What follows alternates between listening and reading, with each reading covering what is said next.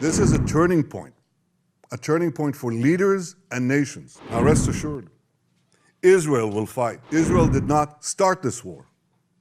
Israel did not want this war. But Israel will win this war. Israel will not agree to a cessation of hostilities with Hamas after the horrific attacks of October 7th. Calls for a ceasefire are calls for Israel to surrender to Hamas. Until recently, many believed that the promise of progress in the 21st century would enable us to move beyond the barbaric horrors of the past towards a better and brilliant future.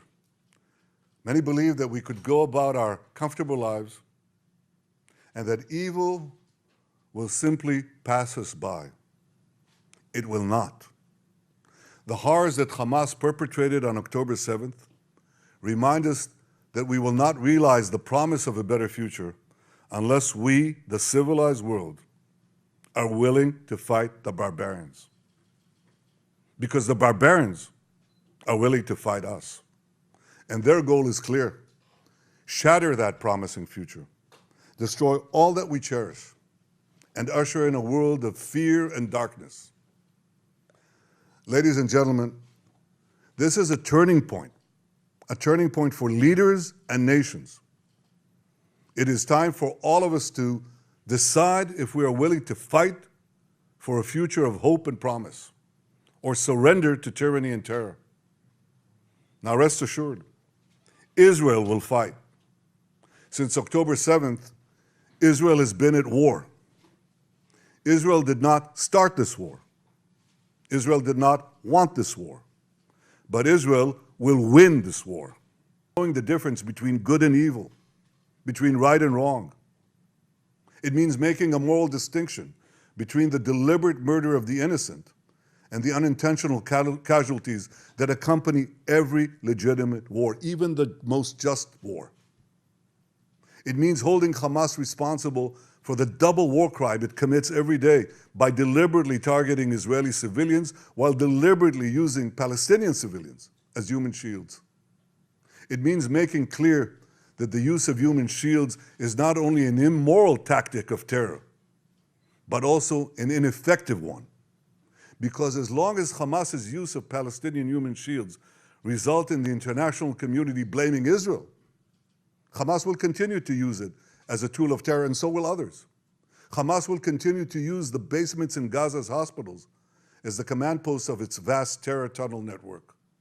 It will continue to use mosques as fortified military positions and weapon depots. It will continue to steal fuel and humanitarian assistance from UN facilities. While Israel is doing everything to get Palestinians, civilians, out of harm's way, Hamas is doing everything to keep Palestinian civilians in harm's way. Israel urges Palestinian civilians to leave the areas of armed conflict, while Hamas prevents those civilians from leaving those areas at gunpoint. Hamas is also preventing foreign nationals from leaving Gaza altogether. And most despicably, Hamas is holding over 200 Israeli hostages, including 33 children, holding them, terrorizing them, keeping them as hostages.